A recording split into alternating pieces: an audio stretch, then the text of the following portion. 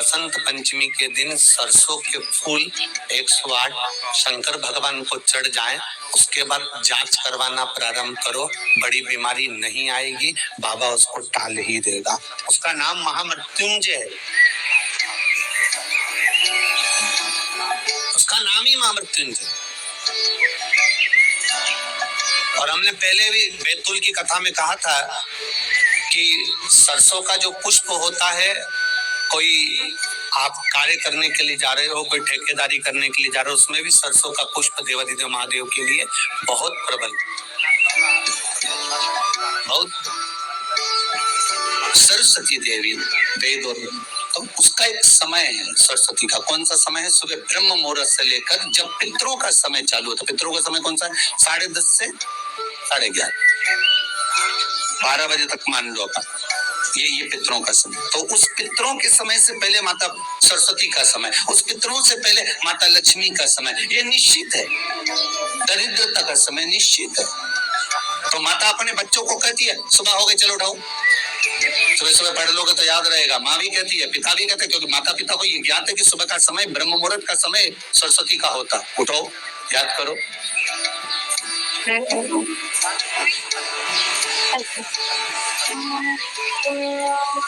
उठाया गया, बच्चों को पढ़ाया गया।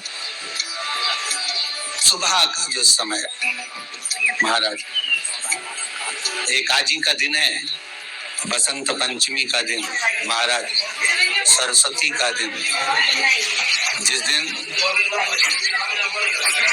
जो बच्चा पढ़ने में कमजोर होता है उसके हाथ से बसंत पंचमी के दिन सरसों के 31 फूल शंकर जी को चढ़ा दिए जाते हैं, तो बच्चा पढ़ने में अव्वल निकल जाता है।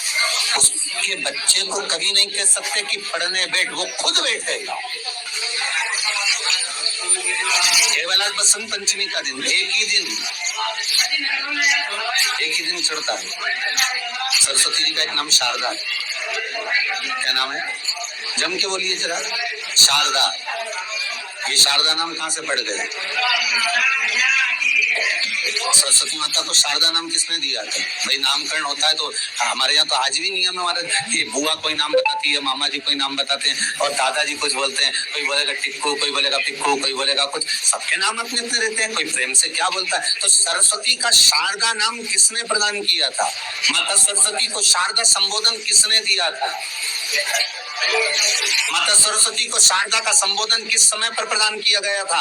जिस समय पर शंकर और पार्वती भ्रमण पर निकल रहे थे और भगवान ब्रह्मदेव सरस्वती को ढूंढ रहे थे, और माता सरस्वती को ढूंढते हुए ब्रह्मा जब भगवान शंकर की साक्षी में पहुंचे हैं, तब भगवान शंकर से ब्रह्मदेव ने कहा आप कहीं सरस्वती को देखें तो मुझे भेजिएगा, मेरे पास में भेजिएगा। शंकर भगवान ने उसी समय पार्वती से कहा, पार्वती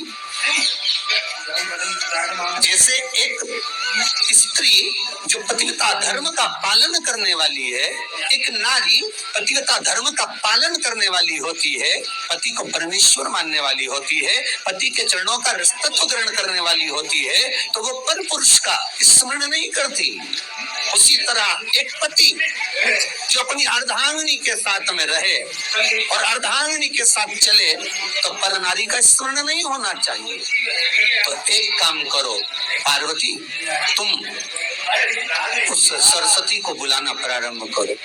अब पार्वती जी ने कहा सरस्वती तो मेरी बहन जैसी है, सरस्वती तो मेरी सखी जैसी है, अब मैं उसको अगर बुलाऊं, आवाज दूं, अच्छा नहीं लगेगा। तो माता पार्वती जब ढूंढते शंकर भगवान के साथ में भ्रमण करती करती पहुंची, तो क्या देखती है माता पार्वती कि एक सरोवर के पास में माता सरस्वती बैठकर सरोवर में अपना मुखाग्रविंद देख रही थी। श्वेत वस्त्र था मेरा माँ का और बड़ी सुंदर गले में माला पहन रखी थी माता सरस्वती ने, और एक सरोवर में माता सरस्वती अपने मुख को जब निहार रही हैं, उस दर्पण के भाव में अपने प्रतिबिंब को देख रही हैं, तब उस समय पर माता पार्वती ने कहा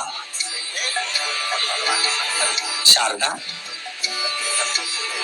सरस्वती को लगा कि मेरा संबोधन ही किसने कहा। पलट कर देखा, सरस्वती ने कहा पार्वती तुम? हाँ, मैंने तेरा जो दर्पण में प्रतिबिंब देखा है, तेरा स्वरूप देखा, पर तू इतनी सुंदर है, इतनी सुंदर है, पर तेरा जल में जो स्वरूप देखा ना वो नीला दिखाई दिया, थोड़ा सा श्याम दिखाई दिया, इसलिए मैंने तुझे शारदा कह दिया।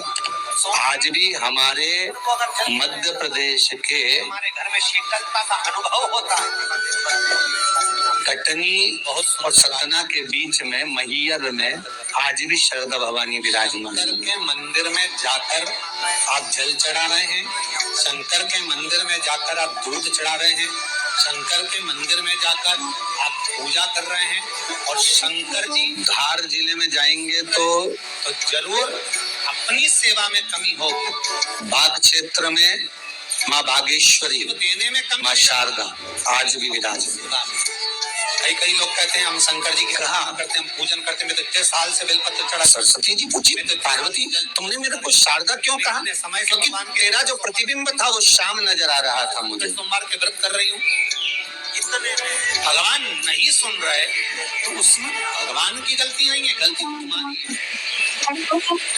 उस प्रतिबिंब को देखकर मैंने तुझे शारदा का संबोधन दिया। तुम्हें ब्रह्मा जी बुला रहे हैं।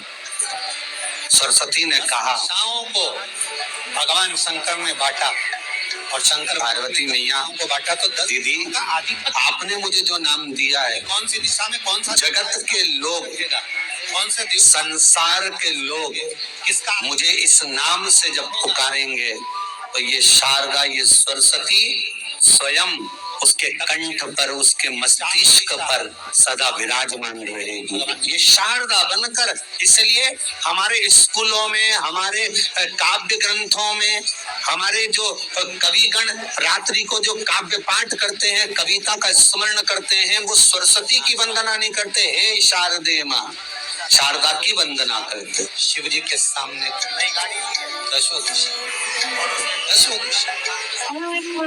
कभी आपसे कोई पूछ ले कि शारदा नाम पार्वती सरस्वती का कब पड़ा, आप बता सकते कि ये माता शारदा नाम कोई सहज नहीं है। माँ ढूंढने के लिए जब निकली ब्रह्मदेव के कहने पर भगवान शिव के साथ भ्रमण करती, नाम का उच्चारण कोई सहज नहीं होता। इसका पुराण के काशी खंड में अगर सुनी हो या उसमें भी नहीं पढ़ पाए हो तो शंगी ऋषि के चरित्र में आता है, शंगी बाबा ने वर्णन किया है कि किसी भी स्थान पर, किसी भी स्थान यदि हमारे घर में 2 शिवलिंग है, नहीं है तो किसी अपने घर के गमले में, बगीचे में 2 पार्थिव लिंग का निर्माण, 2 पार्थिव, उसमें एक शिव जी का स्मरण करें और एक में माता पार्वती जी का स्मरण। देवादिदेव महादेव के 2 स्वरूप, 2 लिंग प्रकट कर एक पर 9 पुष्प लाल और एक पर श्वेत पुष्प 5 समर्पित करें, बाबा की आराधना करें, घी का दीप लगाएं, पूजन करें, और बाद में उन शिवलिंग को, उन पुष्पों को विसर्जन करें। किसी भी नदी में, तालाब में, बावड़ी में, अगर वहां नहीं विसर्जन कर सकते हैं तो किसी वृक्ष के नीचे उनका विसर्जन कर। और ये नवरात्रे, ये जो गुप्त नवरात्रे हैं, इस माघ महीने में जो गुप्त नवरात्रे आती है, इसी के अंतर्गत इसका पूजन है। एक बार हमने पहले वर्णन किया था, जिसके यहाँ संतान नहीं होती उसके लिए भी पहले माघ महीने में जो गुप्त नवरात्रे आते हैं उसका स्मरण कराया था। कैलाशी अविनाशी है, शिव तत्व का है। आप जिस भाव आप भगवान को रिझाते हो, भगवान उस भाव से अपने भक्तों के करीब पहुंचता। यमुना जी ने पार्थिव शिवलिंग का निर्माण केवल, चाहे गुप्त नवरात्रे हो, चाहे सर्व नवरात्रे हो, केवल देवी की आराधना कर रहे हैं और सोचें कि हम माता जी की आराधना कर रहे हैं और माता जी हम पर प्रसन्न हो। शिव महापुराण की कथा कहती है, कोई सी भी नवरात्रे में अगर आप शंकर भगवान की आराधना के साथ देवी की आराधना करेंगे तो शिव महापुराण की कथा कहती है महादेव शिव और शक्ति दोनों ही कृपा जरूर करते हैं, ये निश्चित है।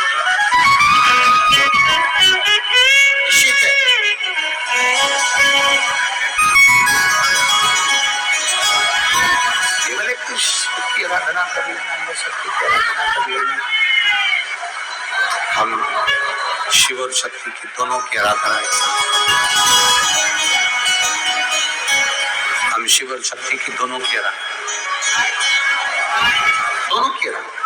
परंतु एक बात बहुत अच्छे से कहेंगे, शिव महापुराण की विद्येश्वर संहिता में लिखा है, जो एक बार मुख से श्री शिवाय नमस्तुभ्यम बोलता है, उसके मुख का दर्शन करने पर मात्र 1000 अश्वमेध यज्ञ का पुण्य फल प्राप्त हो जाता। केवल श्री शिवाय नमस्तुभ्यम बोलने वाले के मुख का दर्शन मात्र कर लेने से ये फल की प्राप्ति, दिन भी मौका लग जाए। नवरात्रे पड़े,